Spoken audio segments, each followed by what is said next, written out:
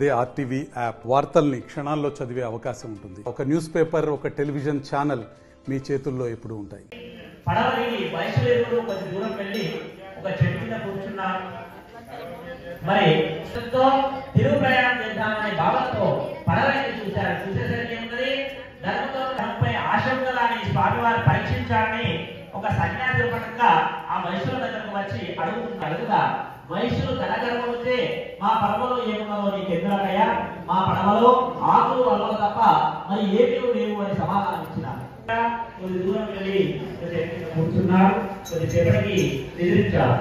గొల్లవాళ్ళు సర్వాంతర్యామి, అందరినీ గమనిస్తూనే ఉంటారు. మరి మహారాజు గమనించాలనుకుంటున్నాడు.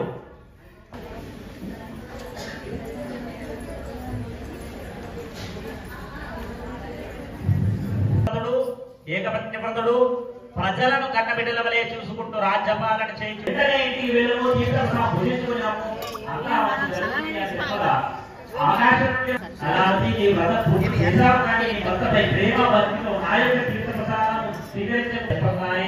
ఆ మాటని లీలావతి ఎంతో సంతోషించి భర్తను చూడాలనే తొందరలో కళావతి చెప్తున్నది, అమ్మాయి నీ వ్రతం పూర్తి చేసుకున్నాము, నేను సముద్ర తీరానికి వెళ్తున్నానని చెప్పి స్వామివారి శాస్త్ర నమస్కారం చేసి తీర్థ ప్రసాదం భుజించుకుని యథావిధిగా సముద్ర తీరానికి వచ్చింది.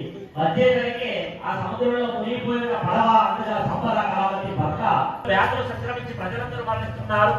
అదేవిధంగా దొంగలు దోపిడీలు అన్యాయం తీర్థ ప్రసాదాన్ని చులకన చేసినారు. కాబట్టి ఈ రాజుకి ఎంతో రాజా తతో ప్రజ అన్నట్టు ఒక దూతం వేసి అంటున్నారు, పోయి నీవు వెళ్ళి నేను వచ్చినట్టుగా ఇంటికి వెళ్ళి చెప్పవయ్యా అని చెప్పి పంపినా. ఆ దూత వెంటనే వైశ్యుని చేరుకున్నారు. చేరుకునేసరికి లీలావతి సత్యనారాయణ స్వామిని ఆచరిస్తూ వీరికి ఇంకా ఎంత జరిగినా కూడా ధనముపై ఆధార కొలేదు కదా అనుకున్న వాడి సరే అలానే అవుదాక అని చెప్పాడు స్వామివారు. కొంచెం దూరం వెళ్ళి ఒక చెట్టు చెప్తున్నారు. కొద్దిసేపటికి వైశ్యుడు అడ్డుపడుతున్నారు. ఏడ్చుకున్న ప్రయోజనం లేదు, సన్యాసి జన్మించడానికి ఏ విధంగా జరిగినది.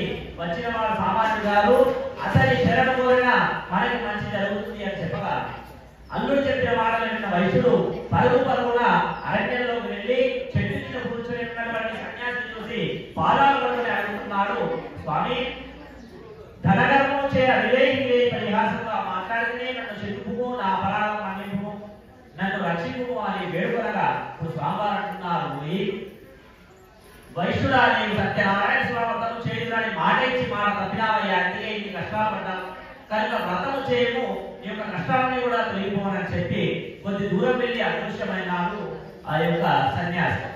మరి వ్రత విషయం వెంటనే వైశ్యుడికి అందరికీ కూడా గుర్తు వచ్చి నేను వ్రతము చేయదలిచినాను, ఆ వ్రతము ఉల్లంఘన చేయడం వల్ల కష్టాలు పడ్డానని భావన చేస్తున్నాడు. తను వ్రతం చేసుకోవాలి అనే సంకల్పంతో అల్లుడిని వెంట పెట్టుకొని తెలుగు ప్రయాణం మొదలు పెట్టే ప్రయత్నంలో పడవకి దిగుతారు. ఏమైనది, ధన సంచులు యథావిధిగా ఎక్కడెక్కడున్నవి ఉన్న ఆకులు అల్లులు అన్ని కూడా మాయమైపోయి ధన సంచులుగా మళ్ళీ యథావిధిగా వచ్చి ప్రత్యక్షం కాగా వైశ్యుడు ఎంత స్వామివారి మహత్యము మాయలేదనే జరిగినది, నా అజ్ఞానాన్ని తొలగజేయడానికి స్వామివారు నాకు ఈ విధంగా పరీక్ష పెట్టారని భావిస్తున్నాడు. వైశ్యుడు తెలుగు ప్రయాణం మొదలు పెట్టారు. మరిన్ని వీడియోస్ కోసం ఛానల్ ని సబ్స్క్రైబ్ చేయండి. లేటెస్ట్ అప్డేట్స్ కోసం వాట్సాప్ ఛానల్ ని ఫాలో చేయండి. అండ్ లింక్ డిస్క్రిప్షన్ లో ఉంది.